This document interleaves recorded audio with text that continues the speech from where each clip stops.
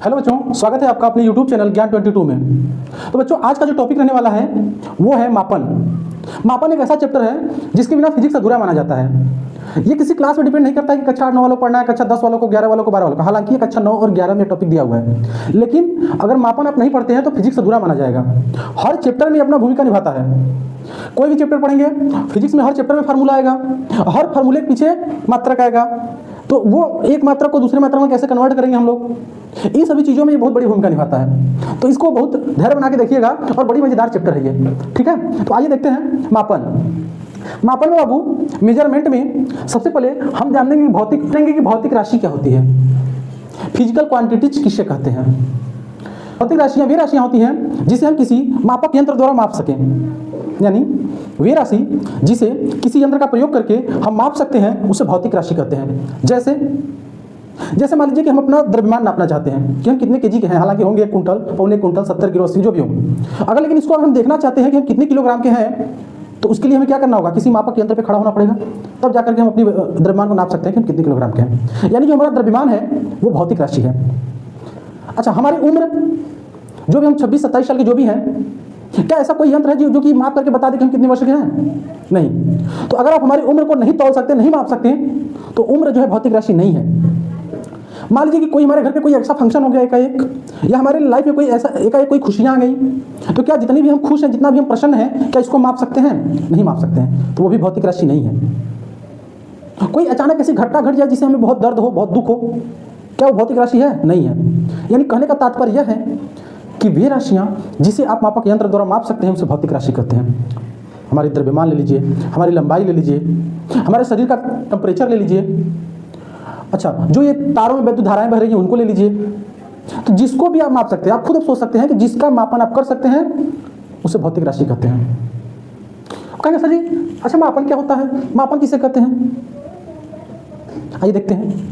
किसी भी भौतिक राशि का, जितनी भी भौतिक राशियां आपको हम बताएं, आपको लंबाई, द्रव्यमान, चाल, दूरी, कुछ भी, अगर किसी भी भौतिक राशि का किसी मानक यंत्र के साथ तुलना करिए और उस भौतिक राशि का सटीक से सटीक मान ज्ञात कीजिए, वही क्या कहलाता है? मापन कहलाता है। जो आप क्रियाएं करेंगे वही क्रियाएं मापन है। फिर से सुनिएगा, किसी भी भौतिक राशि का किसी मानक यंत्र के साथ तुलना करके उस भौतिक राशि का सटीक मान ज्ञात करना ही मापन कहलाता है। तो उम्मीद करते हैं आपको मेजरमेंट समझ में आया होगा कि मेजरमेंट कहते हैं किसे, मापन किसे कहते हैं। इसके साथ साथ भौतिक राशि किसे कहते हैं, एक बार फिर से देख लीजिएगा।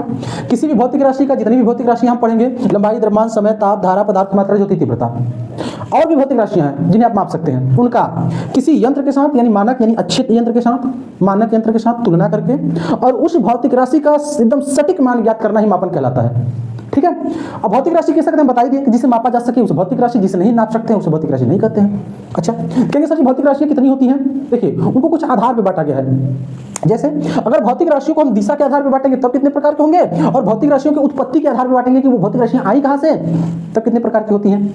ध्यान दीजिएगा, अगर उनके दिशा के आधार पर हम देखेंगे तो भौतिक राशियों को 2 भागों में बांटा गया है। एक, कुछ भौतिक राशियां सदिश राशियां होती हैं और कुछ भौतिक राशियां अदिश राशियां होती हैं। ये बहुत आसान है, आप बता सकते हैं खुद ही सोच समझ के, मतलब खुद अपने आप से आकलन लगा सकते हैं कि कौन भौतिक राशि सदिश होगी और कौन अदिश होगी। जैसे सदिश राशि के अंतर्गत कौन कौन आएंगे, मतलब वेक्टर क्वांटिटीज के अंतर्गत कौन कौन सी राशियां आएंगी? वे भौतिक राशियां जिनको व्यक्त करने के लिए या जिनको बताने के लिए हमको उनके परिमाण के साथ साथ, मात्रक के साथ साथ दिशा की आवश्यकता हो, यानी जिसे बताने के लिए डायरेक्शन की जरूरत हो, दिशा की जरूरत हो, उस राशि को, उस भौतिक राशि को हम लोग कहेंगे सदिश राशि। स माने साथ, दिश मतलब दिशा के, तो हो जाएगा सदिश राशि। आकाश बड़े दीर्घ, दीर्घ संधि। ठीक है, तो दीर्घ संधि क्या कहता है, अ प्लस आ भी बन जाता है। आइए ध्यान दीजिएगा, तो सदिश राशि क्या होती है और अदिश राशि क्या होती है? सॉरी, अदिश राशि रहेगा बाबू यहाँ पे, अदिश राशि। ध्यान दीजिएगा, चलिए देखते हैं कि सदिश राशि और अदिश राशि क्या होती है। वे भौतिक राशियां, जितनी भी भौतिक राशियों को आप माप सकते हैं, उनमें वे भौतिक राशियां जिन्हें व्यक्त करने के लिए दिशा और परिमाण दोनों की आवश्यकता होती है। मतलब जिसको हमें किसी को बताना है तो वो भौतिक राशि तो बताया ही बताया, उसके साथ साथ दिशा को भी बता दे। ठीक है, तो उसे बताने के लिए दिशा की अगर आवश्यकता होगी तो उसे कहेंगे सदिश राशि। जैसे एग्जांपल में बहुत कुछ होता है, बल होता है, वेग होता है, विस्थापन होता है, संवेग होता है। आइए एक एक को समझते हैं, ध्यान दीजिएगा वरना। जैसे मान लीजिए ये आपका घर है, ये आपका घर है और यहाँ पे आपका विद्यालय है। यहाँ पे क्या है, आपका विद्यालय है। ध्यान दीजिए, ये आपका विद्यालय है। अगर ये घर से आपको विद्यालय जाना है तो आपको बहुत सारे रास्ता है जाने के लिए। एक रास्ता देखिए, ये घूमते हुए पूरे गांव से घूमते हुए आ रही है। दूसरा रास्ता इधर से आप चलेंगे, इस तरफ से होते हुए घूमते हुए यहाँ पे आ रहे हैं। तीसरा रास्ता एक और है कि एक सीधे रास्ता आ रही है, ध्यान दीजिएगा।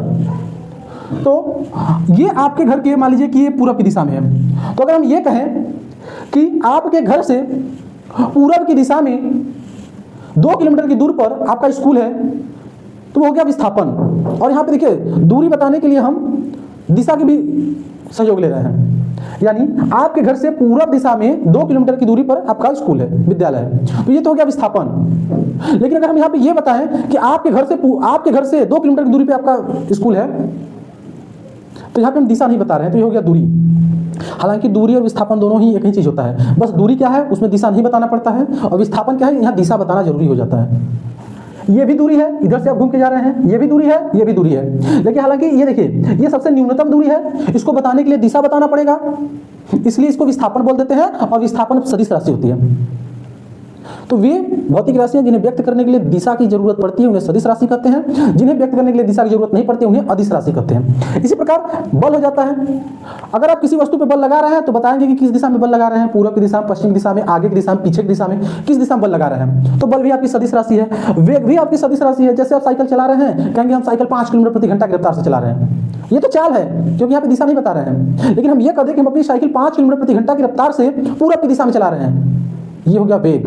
तो यहाँ अगर हम दिशा भी बता देते हैं तो सदिश राशि, दिशा नहीं बताते तो अदिश राशि। जैसे चाल अदिश में चला जाता है और वेग सदिश में चला जाता है। और देख लेते हैं अदिश राशियों में क्या क्या आता है। अच्छा, हालांकि सदिश में बहुत कुछ आते हैं, ठीक है, आप खुद सोच और समझ के बता सकते हैं कि इसको बताने के लिए दिशा चाहिए कि नहीं चाहिए। आइए देख लेते हैं। जैसे द्रव्यमान है, अगर हम अपना वजन तोलेंगे, अपना द्रव्यमान जानना है हमको, तो क्या करेंगे, किसी यंत्र पर खड़ा होंगे और हम अपना द्रव्यमान तौल लेंगे कि हम कितने किलोग्राम के हैं। क्या द्रव्यमान को तौलने के लिए हमको दिशा बताना पड़ेगा कि हम पूरब की दिशा में 80 किलो के हैं? नहीं। तो आपका जो द्रव्यमान होता है वो अदिश राशि होती है। घनत्व भी आपका अदिश राशि है। चाल अभी हम बताएं, दिशा के साथ अगर बताएंगे तो वेग बन जाता है, दिशा नहीं बताते हैं तो चाल रहता है। तो ये सब अदिश राशियां हैं, ठीक, जिनको बताने के लिए दिशा की जरूरत पड़े सदिश, दिशा की जरूरत न पड़े तो अदिश। मतलब ये होता है वेक्टर क्वांटिटीज और ये होता है स्केलर क्वांटिटीज। चलिए ये तो हो गया दिशा के आधार पर। आइए देखते हैं व्युत्पत्ति के आधार पर भौतिक राशियां कितनी प्रकार की होती हैं। ध्यान दीजिएगा, व्युत्पत्ति के आधार पर भौतिक राशियों को 3 भागों में बांटा गया है। मूल राशि, व्युत्पन्न राशि, पूरक राशि। मूल राशियां कौन कौन राशि होती है? वे राशियां जिन्हें बताने के लिए वे राशियां जो किसी और दूसरे पर डिपेंड नहीं होती, मतलब दूसरे पर निर्भर नहीं होती हैं, उन्हें कहते हैं मूल राशियां। और वे राशियां जो मूल राशियों की सहायता से आती हैं, यानी जो उत्पन्न होती हैं, किसकी सहायता से? मूल राशियों की सहायता से, उन्हें कहते हैं व्युत्पन्न राशि। अच्छा, पूरक राशि को भी रोक के रखेंगे, लास्ट में बताएंगे क्या होता है। पहले इन दोनों को अच्छे से जान लीजिए, पूरक आराम से जान जाएंगे आप। फिर से देख लीजिए, मूल राशि वे राशियां होती हैं जो किसी दूसरे पर निर्भर नहीं होती हैं, उन्हें कहते हैं मूल राशि। मूल राशियों की कुल संख्या कितनी है? 7। मूल राशियों की कुल संख्या 7 होती है। वो कौन कौन सी राशियां हैं? ध्यान दीजिएगा, लंबाई, द्रव्यमान, समय, ताप, विद्युत धारा, पदार्थ की मात्रा और ज्योति तीव्रता। ये 7 राशियां जो है मूल राशियां हैं। अच्छा, लंबाई को बताने के लिए मात्रक की जरूरत पड़ती है, जिन्हें कहते हैं मूल मात्रक। मूल राशियों की संख्या कितनी है? 7। ध्यान दीजिएगा, मूल राशियों की संख्या 7 होती है। तो अगर मूल राशियां 7 हैं तो इसके मात्रक भी होंगे जो 7 हैं। बिना मात्रक का कोई भी भौतिक राशि अधूरा माना जाता है। ध्यान दीजिएगा, जैसे आइए देख लेते हैं। जैसे बाबू, अगर हमको अपना द्रव्यमान बताना होगा तो हम कहेंगे हम कितने के हैं? 80 किलोग्राम के हैं। ध्यान दीजिएगा, अगर यहाँ पे किलोग्राम हम न लिखते, अच्छा ये क्या बता रहे हैं? अपना द्रव्यमान बता रहे हैं। ध्यान से समझिएगा, हम क्या बता रहे हैं? द्रव्यमान, यानी अपना वजन बता रहे हैं 80 किलोग्राम। एक बात बताइए, अगर यहाँ पे हम द्रव्यमान को लिखते समय, यानी जो भौतिक राशि हमारा द्रव्यमान है लिखते समय केवल 80 लिखे होते तो क्या आप समझ जाते हैं 80 क्या है? नहीं। अच्छा, अगर 80 को हटा करके केवल किलोग्राम लिख देते तब तो भी आप नहीं पता कर पाते क्या किलोग्राम क्या बता रहा है। इसलिए किसी भी भौतिक राशि को लिखने के लिए 2 चीजों की आवश्यकता पड़ती है। वो राशि का परिमाण, भौतिक राशि का परिमाण बताना पड़ता है, परिमाण, उसके साथ साथ उसका मात्रक बताना पड़ता है। यानी किसी भी भौतिक राशि को व्यक्त करने के लिए 2 चीजों की आवश्यकता होती है। उस भौतिक राशि, यानी जो भौतिक राशि द्रव्यमान एक लिए हम, इसका परिमाण भी बताना पड़ेगा, उसका मात्रक भी बताना पड़ेगा। बिना परिमाण का भौतिक राशि अधूरा माना जाएगा, या तो बिना मात्रक का भौतिक राशि अधूरा माना जाता है। ठीक है, तो किसी भौतिक राशि को बताने के लिए 2 चीजों की आवश्यकता पड़ती है, परिमाण और मात्रक। ध्यान दीजिएगा, तो जो हमारा मूल राशि है, मूल राशियों की संख्या हम क्या बताएं? मूल राशियों की संख्या हम 7 बताए हुए बाबू। ठीक है। तो अगर मूल राशियां कुल 7 हैं तो इसके मात्रक भी होंगे कितने? 7। आइए देख लेते हैं। लंबाई का जो मात्रक होता है मूल मात्रक मीटर, द्रव्यमान का मूल मात्रक किलोग्राम, समय का मूल मात्रक सेकेंड होता है, ताप का मूल मात्रक केल्विन, वैद्युत धारा का मूल मात्रक एम्पियर, पदार्थ की मात्रा का मूल मात्रक मोल होता है और ज्योति तीव्रता का मूल मात्रक कैंडिला होता है। ठीक है, इसी सीधे से याद करिएगा, कभी नहीं भूलेंगे आप लोग। अब फिर से बता देते हैं, ये चैप्टर बहुत ही इंपॉर्टेंट चैप्टर होता है। हर चैप्टर कोई भी आप टॉपिक पढ़िए, ये अपना रोल निभाई देते हैं वहाँ पे। ठीक है, अब ये क्लास पे डिपेंड नहीं करता कि आप 9 के हैं कि 10 के हैं कि 11 के हैं कि 12 के, नहीं, इसको पढ़ना ही है आपको। आइए देखते हैं तो फिर कहाँ भी हम लोग थे। मूल राशि 7 होती है, इनके मात्रक भी 7 होते हैं। ठीक है, अच्छा, ये बीमा शब्द क्या लिखा हुआ है? बीमा क्या होती है? किसी भी भौतिक राशि को एक विशेष संकेत द्वारा बड़े कोष्टक में लिख देना ही बीमा कहलाता है। जैसे, अच्छा, जिसको बड़ा कोष्टक में लिखना जरूरी होता है, जैसे लंबाई यानी लेंथ जो है, इसके लिए बीमी सूत्र कैपिटल L ब्रैकेट में लिखा जाता है। द्रव्यमान यानी जो मॉस होता है, मॉस के लिए बीमा, मॉस के लिए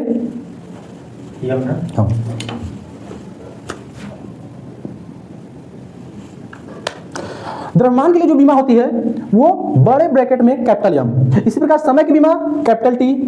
अच्छा, समय के लिए T यानी टाइम के लिए T यूज कर लिए थे, इसलिए टेम्परेचर के लिए T न लेकर के हम लोग थीटा ले लिए हैं। अच्छा, धारा के लिए, वैद्युत धारा के लिए कैपिटल A। पदार्थ की मात्रा का बीमीय सूत्र मोल होता है ब्रैकेट में, और ज्योति तीव्रता का CD, कैंडिला का CD ले लेते हैं। तो कोई पूछे कि मूल राशियां कितनी है? 7, मूल मात्रक कितने हैं? 7, और बीमीय सूत्र भी आपका 7, मूल बीमीय सूत्र। लंबाई का मात्रक मीटर और इसका बीमीय सूत्र बड़े ब्रैकेट में कैपिटल L। द्रव्यमान का मात्रक किलोग्राम, बीमीय सूत्र बड़े ब्रैकेट में कैपिटल M। समय का सेकंड, बड़े ब्रैकेट में कैपिटल T। ताप का केल्विन, बड़े ब्रैकेट में थीटा। विद्युत धारा का एम्पियर, बड़े ब्रैकेट में कैपिटल A। पदार्थ की मात्रा का मूल मात्रक मोल होता है और इसका बीमीय सूत्र बड़े ब्रैकेट में मोल होता है MOLE। और ज्योति तीव्रता का मूल मात्रक कैंडिला और इसका बीमीय सूत्र कोई पूछे तो बड़े ब्रैकेट में CD। उम्मीद करते हैं आपको समझ में आया होगा अच्छे से।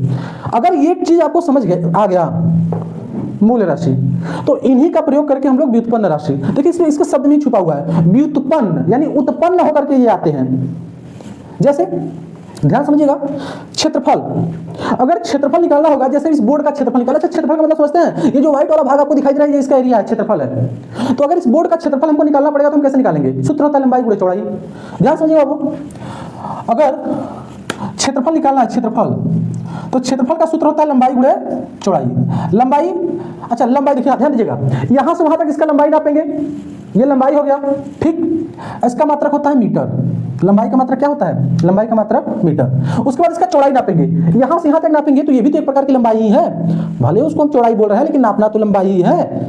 तो यहां भी नाप रहे हैं तो इसको भी मीटर में नापेंगे, मीटर। यानी क्षेत्रफल का मात्रक जो हो जाता है बाबू मीटर का स्क्वायर। ध्यान समझिए, क्या ये जो क्षेत्रफल है, क्या यहाँ पे लंबाई का 2 बार प्रयोग किया गया है? एक लंबाई का लंबाई में, दूसरा चौड़ाई में। तो लंबाई का 2 बार प्रयोग करके हम लोग निकाले हैं क्षेत्रफल, और क्षेत्रफल कहां से उत्पन्न हो रहा है? मूल मात्रक से, लंबाई से। इसका मात्रक देख लीजिए, इसका मात्रक मीटर है, इसका मात्रक मीटर का स्क्वायर। ये उत्पन्न हुआ किससे? मूल राशि से, इसलिए इसको कहते हैं व्युत्पन्न राशि। इसी प्रकार आयतन का सूत्र होता है लंबाई गुणे चौड़ाई गुणे ऊंचाई, मतलब लंबाई, चौड़ाई, ऊंचाई, तीनों को नापने के लिए 3 बार लंबाई का प्रयोग करेंगे। तो इसलिए क्या हो रहा है? ये भी तो व्युत्पन्न हो रहा है लंबाई से, इसलिए ये भी हो गया आपका व्युत्पन्न राशि। यहां देख लीजिएगा, घनत्व का सूत्र होता है द्रव्यमान बटे आयतन। ध्यान दीजिएगा, घनत्व का जो सूत्र होता है डेंसिटी इक्वल टू घनत्व होता है घनत्व बराबर द्रव्यमान बटे आयतन। ध्यान समझिए, अब ध्यान दीजिएगा, आयतन तो अभी हमने सीखे हैं, क्या आयतन व्युत्पन्न राशि है? आयतन तो अभी भी उत्पन्न होकर के आई है। इसके साथ साथ ऊपर द्रव्यमान है, द्रव्यमान देखिए मूल राशि है, यानी मूल राशियों की सहायता से आयतन भी आया हुआ है और द्रव्यमान भी मूल राशि है, यानी इनसे मिल करके घनत्व बन रहा है। तो घनत्व यहाँ पे उत्पन्न हो रहा है, इसलिए भी है व्युत्पन्न राशि। आइए देख लेते हैं चाल बराबर होता है, चाल कैसे निकालते हैं? ध्यान दीजिएगा, चाल का जो फार्मूला होता है बाबू, चाल का जो सूत्र होता है, चाल बराबर दूरी बटे समय। चाल बराबर होता है दूरी बटे समय। ध्यान दीजिएगा, अब दूरी नापना होगा तो हम लंबाई का प्रयोग करेंगे, लंबाई का मात्रक मीटर होता है, और बटे समय यानी सेकंड हो जाएगा। एक बात बताइए, चाल को बताने के लिए लंबाई यानी दूरी को लंबाई, और ये समय, दूरी यानी लंबाई और समय की जरूरत पड़ रही है, लंबाई और समय की। तो क्या इन दोनों से मिलकर के ही तो चाल आ रहा है? तो यहाँ पे चाल उत्पन्न हो रहा है, इसलिए चाल क्या है? व्युत्पन्न राशि। वेग, चाल को ही अगर दिशा के साथ बता दिया जाता है तो उसको वेग कहते हैं, ये भी विस्थापन बटे समय होता है। आगे चलिए, त्वरण देखिए किसे कहते हैं? त्वरण जो होता है ना, त्वरण किसे कहते हैं, ध्यान दीजिएगा, the rate of change of velocity known as acceleration, मतलब वेग परिवर्तन के दर को त्वरण कहते हैं। यानी वेलोसिटी वेग परिवर्तन, वेग में क्या होगा परिवर्तन, यानी डेल्टा का मतलब परिवर्तन होता है बटे समय। एक बात बताइए, वेग वेग अभी हम क्या बताया व्युत्पन्न राशि था और नीचे समय, समय का प्रयोग हम लोग कर रहे हैं, तो वेग परिवर्तन का दर को क्या कहते हैं त्वरण कहते हैं, यानी वेग बटे समय को त्वरण कहते हैं। तो त्वरण भी तो उत्पन्न हो रहा है तो इसलिए है व्युत्पन्न राशि। आगे चलते हैं, बल बल बराबर होता है बल बराबर क्या होता है द्रव्यमान गुणे त्वरण, द्रव्यमान गुणे त्वरण।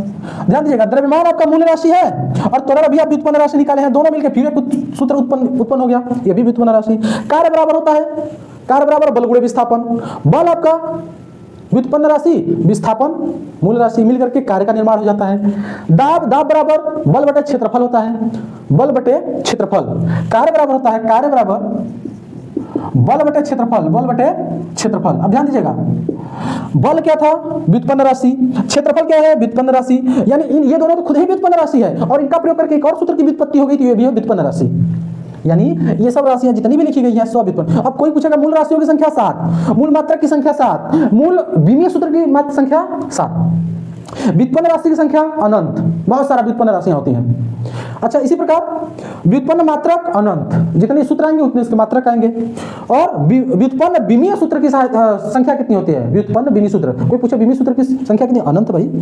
ध्यान दीजिएगा, तो उम्मीद करते हैं कि आपको मूल मात्रक, मूल राशि और मूल विमीय सूत्र इधर समझ में आ गया होगा, और व्युत्पन्न राशि और व्युत्पन्न राशि का व्युत्पन्न मात्रक और विमीय सूत्र। अच्छा, यहाँ चलिए इसका विमीय सूत्र देख लेते हैं। विमीय सूत्र क्या है, देखिए यहाँ मीटर का स्क्वायर, यानी यहाँ लंबाई का 2 बार प्रयोग किया गया है, इसलिए बड़े ब्रैकेट में एल का स्क्वायर। यहाँ लंबाई का 3 बार प्रयोग किया गया है क्योंकि मीटर लंबाई का मात्रक होता है, तो देखिए लंबाई का विमीय सूत्र एल होता है तो 3 बार प्रयोग किया गया इसलिए क्यूब हो गया। यहाँ घनत्व, घनत्व बराबर द्रव्यमान बटे आयतन हम बताए थे, तो द्रव्यमान घनत्व बराबर द्रव्यमान बटे आयतन। तो द्रव्यमान का विमीय सूत्र कितना था, द्रव्यमान का विमीय सूत्र होता है कैपिटल एम, ऊपर हो जाएगा, अब बटे आयतन है। आयतन का विमीय सूत्र क्या होता है, लंबाई का यानी 3 बार आता है, आयतन का विमीय सूत्र देखिए कैपिटल एल का क्यूब। अब देखिए ध्यान दीजिएगा मुन्ना, ये एल ऊपर चला जाएगा तो पावर जो होता है कभी भी अगर ऊपर जाता है तो उसके पावर का चिन्ह बदल जाता है, तो क्या हो जाएगा, ये एम, एल ऊपर जाएगा तो क्यूब है तो ऊपर जाएगा तो एल के पावर -3 हो जाएगा। अब बड़ा ब्रैकेट लगाना बहुत जरूरी है, ठीक है। तो उम्मीद करते हैं ये भी समझ में आ गया होगा कि क्या होगा, घनत्व का विमीय सूत्र कहाँ गया, घनत्व का विमीय सूत्र m l के पावर -3। अगर आप और किसी का निकालना चाहते हैं बताइए किसका निकालें, त्वरण का निकालना चाहते हैं, देख लीजिए त्वरण का जो विमीय सूत्र होता है बाबू, त्वरण का जो भी विमीय सूत्र होता है क्या होता है, देख लीजिए त्वरण बराबर क्या होता है, पहले त्वरण बराबर होता है वेग परिवर्तन की दर को त्वरण कहते हैं। त्वरण का मात्रक क्या है, मीटर प्रति सेकंड का स्क्वायर। ध्यान दीजिएगा, मीटर किसके लिए प्रयोग किया गया है, लंबाई के लिए, तो यहाँ पे लिख लेंगे लंबाई का विमीय सूत्र कैपिटल एल, और नीचे क्या है सेकंड का स्क्वायर मतलब समय के लिए, तो t के पावर 2, ये t ऊपर चला जाएगा तो क्या हो जाएगा l t के पावर -2। ध्यान दीजिए l t की पावर कहाँ गया, त्वरण, त्वरण का l t की पावर -2। इसी प्रकार बल का आप निकालना चाहेंगे तो बल बराबर होता है द्रव्यमान गुणे त्वरण। आइए यहाँ देख लेते हैं, बल का जो सूत्र होता है द्रव्यमान गुणे त्वरण, यानी mass into acceleration, ma, F बराबर ma। द्रव्यमान का मात्रक क्या होता है, द्रव्यमान का मात्रक, अगर मात्रक से लिखना चाहते हैं मात्रक लिखिए ना, डायरेक्ट चले लिखते हैं। द्रव्यमान का विमीय सूत्र कैपिटल एल, और त्वरण का विमीय सूत्र आप निकाले ही हैं, क्या निकाले, एल टी के पावर -2, एल टी के पावर -2। द्रव्यमान का द्रव्यमान का विमीय सूत्र m होता है और त्वरण का एल टी के पावर -2 होता है, तो क्या हो जाएगा m l t के पावर -2, एम एल टी के पावर -2। ध्यान दीजिए एम एल टी के पावर -2। अगर आप चाहेंगे कि किसी और का निकाल लीजिए, चलिए कार्य का निकालना चाहते हैं तो कार्य का निकाल लीजिए। कार्य बराबर क्या होता है, बल गुणे विस्थापन, कार्य बराबर होता है बल गुणे विस्थापन। ध्यान दीजिएगा बाबू, बल गुणे विस्थापन यानी फोर्स इंटू डिस्प्लेसमेंट। अच्छा, बल का अभी आप लोग निकाला विमीय सूत्र क्या, एम एल टी के पावर -2, एम एल टी के पावर -2, और डिस्प्लेसमेंट यानी विस्थापन एक प्रकार की लंबाई होती है तो लंबाई का होता है एल, तो कितना आ जाएगा इसका, ध्यान दीजिएगा एम एल मिलकर एल का स्क्वायर और टी के पावर -2। यानी कोई पूछे कार्य का विमीय सूत्र क्या होता है तो क्या बताएंगे, एम एल स्क्वायर टी के पावर -2। अगर दाब का देखना चाहते हैं तो चलिए दाब का देख लीजिए। दाब का जो विमीय सूत्र होता है, दाब का विमीय सूत्र होता है, दाब का फार्मूला क्या होता है, बल बटे क्षेत्रफल, बल बटे क्षेत्रफल। तो चलिए बल का विमीय सूत्र एम एल टी के पावर -2, अभी अभी आप लोगों ने निकाला एम एल टी के पावर -2 बड़े ब्रैकेट में, देखिए बल का होता है एम एल टी के पावर -2 डिवाइड बाई क्षेत्रफल। क्षेत्रफल का क्या निकाले, इधर निकाले ऊपर देखिए एल का स्क्वायर, ठीक है।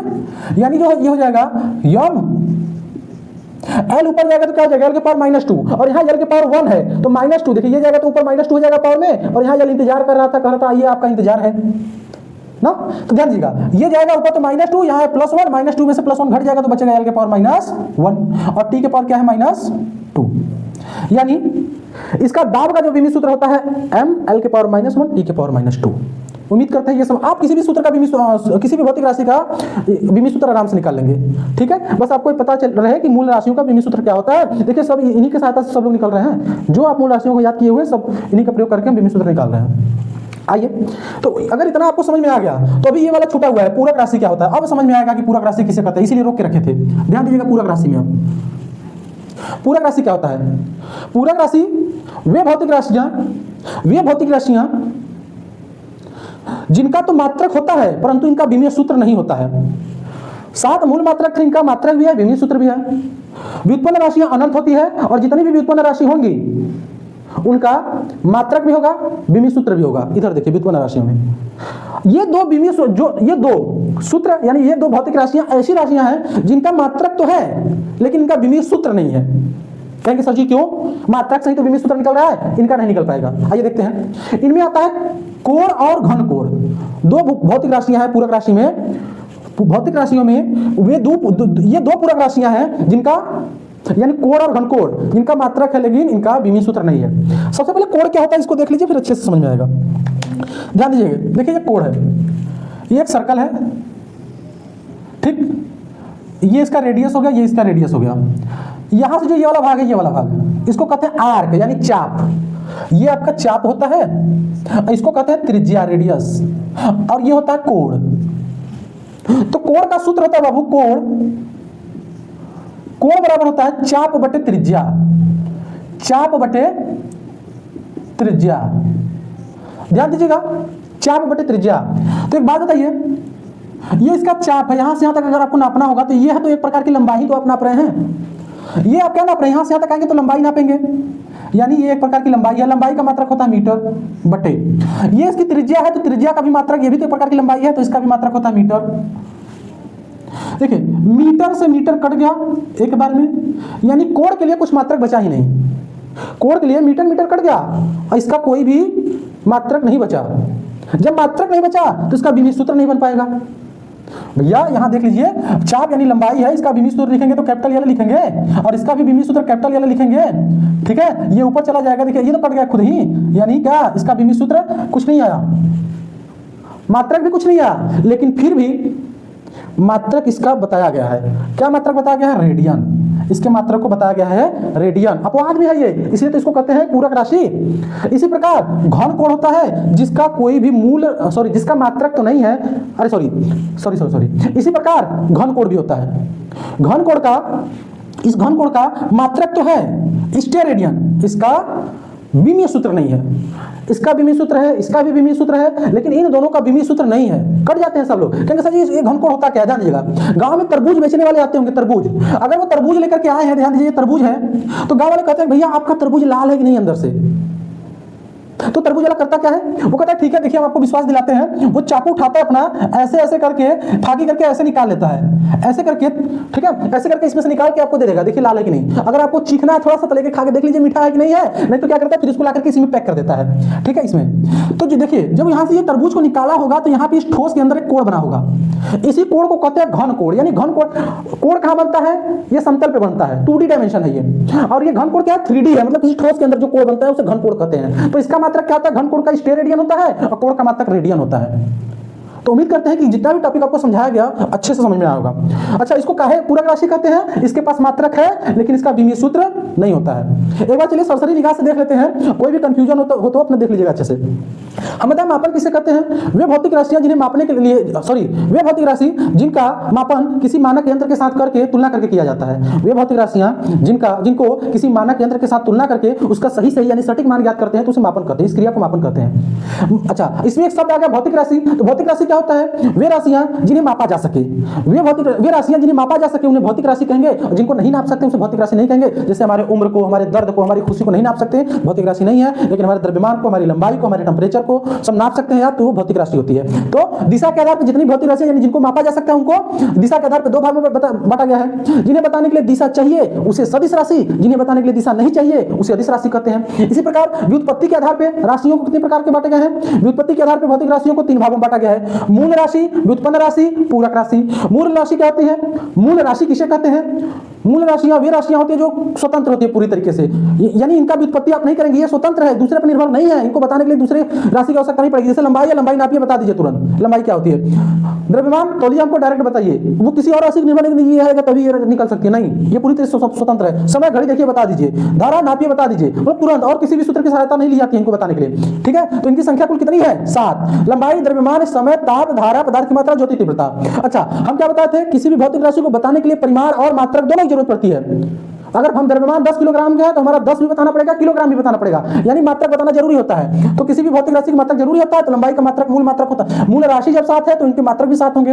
लंबाई का मात्रक मीटर, द्रव्यमान का किलोग्राम, समय का सेकंड, ताप का केल्विन, धारा का एम्पियर, पदार्थ की मात्रा का मोल और ज्योति तीव्रता का कैंडिला होता है। अच्छा, मूल ये विमीय सूत्र, मूल विमीय सूत्र क्या होते हैं? किसी भी भौतिक राशि को एक विशेष संकेत द्वारा बड़े कोष्ठक में बंद कर देना ही विमीय सूत्र है। तो जैसे लंबाई के लिए कौन से विशेष सूत्र, विशेष संकेत लिया गया? एल, यानी लेंथ का एल, तो एल को बड़े कोष्ठक में लग दिया, इसका विमीय सूत्र हो गया। द्रव्यमान यानी मास, मास का एम, एम बड़े कोष्ठक में लिख दिया, इसका विमीय सूत्र हो गया। टेंपरेचर का टाइम, सॉरी टाइम का टी ले लिए हैं। अब टाइम यहाँ टी यूज हो गया था इसलिए यहाँ थीटा ले लिए हैं टेंपरेचर बताने के लिए। वैद्युत धारा का मात्रक एम्पियर होता है, यहाँ से ए ले लिए हैं। पदार्थ की मात्रा को मोल को खुद ही पूरा मात्रा की रख दिए हैं, और ज्योति तीव्रता का मात्रक कैंडिला होता है तो सीडी लेकर के बड़े कोष्ठक में बंद कर दिया है। ये इसका विमीय सूत्र हो गया। इनका प्रयोग करके नए नए सूत्र की व्युत्पत्ति हुई है, इन्हें कहते हैं व्युत्पन्न राशि, उत्पन्न हुई है यानी व्युत्पन्न हुआ है। ये क्षेत्रफल, लंबाई 2 बार प्रयोग करेंगे, लंबाई गुणा चौड़ाई, मीटर का स्क्वायर इनका मात्रक हो जाता है। आयतन, लंबाई गुणा चौड़ाई गुणा ऊंचाई होता है, मात्रक इनका मीटर क्यूब होता है। घनत्व बराबर द्रव्यमान बटे आयतन होता है, तो मात्रक हो जाएगा किलोग्राम प्रति मीटर क्यूब। चाल या तो वेग, दोनों एक ही होता है। चाल को बताने के लिए दिशा नहीं चाहिए, यानी चाल अदिश राशि है। वेग को बताने के लिए दिशा चाहिए, ये सदिश राशि है। इन दोनों एक ही चीज होते हैं, तो इनका मात्रक क्या हो जाएगा? चाल बराबर दूरी बटे समय, दूरी का मात्रक मीटर और समय का मात्रक सेकंड, यानी मीटर प्रति सेकंड। त्वरण, वेग, the rate of change of velocity known as acceleration, यानी वेग परिवर्तन के दर को त्वरण कहते हैं। तो त्वरण का मात्रक क्या हो जाएगा? वेग परिवर्तन, मतलब वेग में परिवर्तन मीटर प्रति सेकंड है, ये है, बटे फिर सेकंड आ रहा है तो सेकंड का स्क्वायर हो जाता है, मीटर प्रति सेकंड का स्क्वायर। इसी प्रकार बल बराबर होता है द्रव्यमान गुणे त्वरण, तो द्रव्यमान का मात्रक किलोग्राम और त्वरण का मात्रक मीटर प्रति सेकंड का स्क्वायर, मीटर प्रति सेकंड का स्क्वायर। कार्य बराबर होता है बल गुणे विस्थापन, तो बल का मात्रक लिख देंगे फिर विस्थापन का मात्रक लिख देंगे तो आ जाएगा किलोग्राम मीटर स्क्वायर प्रति सेकंड स्क्वायर। इसी प्रकार दाब का मात्रक बल बटे क्षेत्रफल, और उससे निकल जाता है किलोग्राम प्रति मीटर सेकंड का स्क्वायर, यानी इसके मूल सॉरी व्युत्पन्न मात्रक हो गए, क्योंकि परिमाण के साथ मात्रक बताना जरूरी होता है। अच्छा, इसके पास विमीय सूत्र लिखना है, तो मीटर यानी लंबाई 2 बार है तो लंबाई का स्क्वायर कर दिया बड़े कोष्ठक में। लंबाई 3 बार प्रयोग किया गया है तो 3 बार लिख करके बड़े कोष्ठक में। किलोग्राम के लिए मास यानी द्रव्यमान, और ये मीटर का क्यूब है, ऊपर जाएगा लंबाई तो -3 हो जाएगा। मीटर प्रति सेकंड, मीटर लंबाई के लिए, प्रति सेकंड यानी सेकंड नीचे है तो ऊपर जाएगा तो टी के पावर -1 हो जाएगा। इसी प्रकार मतलब आप चाहे तो पूरे विमीय सूत्र को आप निकाल सकते हैं, ठीक है। अच्छा, उसके बाद हम क्या बताए थे, आ गए फिर यहाँ पे पूरक राशि पे। पूरक राशियां क्या होती हैं? वे राशियां जिनके मात्रक तो है लेकिन इनका विमीय सूत्र नहीं बताया गया है। इनका देखिए मात्रक कोण बराबर होता है चाप बटे त्रिज्या, चाप और त्रिज्या ले लेते हैं, चाप लंबाई है त्रिज्या भी लंबाई, कट जाता है, मात्रक कुछ भी नहीं निकलता है, फिर भी इसका मात्रक बताया गया है रेडियन। इसी प्रकार किसी ठोस के अंदर अगर कोई कोण बनता है तो उसको कहते हैं स्टेरेडियन, इसका भी मूल सॉरी इसका भी मात्रक नहीं होता है, लेकिन फिर भी मात्रक स्टेरेडियन बताया गया है। विमीय सूत्र इसका जब मात्रक नहीं है तो विमीय सूत्र कहां से निकलेगा, तो इसका भी विमीय सूत्र नहीं बताया गया है। तो उम्मीद करते हैं आपको ये समझ में आ गया होगा। आने वाला जो भी अब अगला वीडियो रहेगा उसमें हम आपको बताएंगे कि एक मात्रक को दूसरे मात्रक में कैसे परिवर्तित करते हैं। जैसे पूछ देता है कि 1 न्यूटन में कितना डाइन होता है, न्यूटन एसआई मात्रक है, डाइन सीजीएस मात्रक है। अब आप कहें सर एसआई और सीजीएस क्या कर रहे हैं, ठीक है, अगले वीडियो में आपको बताएंगे कि एमटीएस क्या होता है, सीजीएस क्या होता है, एफपीएस क्या होता है, उसके साथ साथ 1 किलोग्राम में कितना न्यूटन होते हैं, 1 जूल में कितना अर्ग होते हैं, मीटर प्रति सेकंड को किलो घंटा में कैसे किलो घंटा प्रति सॉरी मीटर प्रति सेकंड को किलोमीटर प्रति घंटे में कैसे चेंज करते हैं। रटना नहीं है, सब आप निकालना सीखिए, फिजिक्स में यही तो है, रटना नहीं है, आप ड्राइव करिए, खुद से निकालिए, मजा आएगा। फिर से बता देते हैं, ये चैप्टर एक ऐसा इकलौता चैप्टर है जो पूरे चैप्टर में इंक्लूड किया जाता है। तो उम्मीद करते हैं ये वीडियो आपको पसंद आया होगा, और किसी भी प्रकार की समस्या है तो कमेंट करिए, हर आपकी समस्याओं का समाधान किया जाएगा, और अपने मित्रों के पास शेयर करिए ताकि हमारा भी मोटिवेशन बरकरार रहे, ठीक है। लाइक करिए, सब्सक्राइब करिए और मोटिवेशन को बढ़ाते रहिए। धन्यवाद।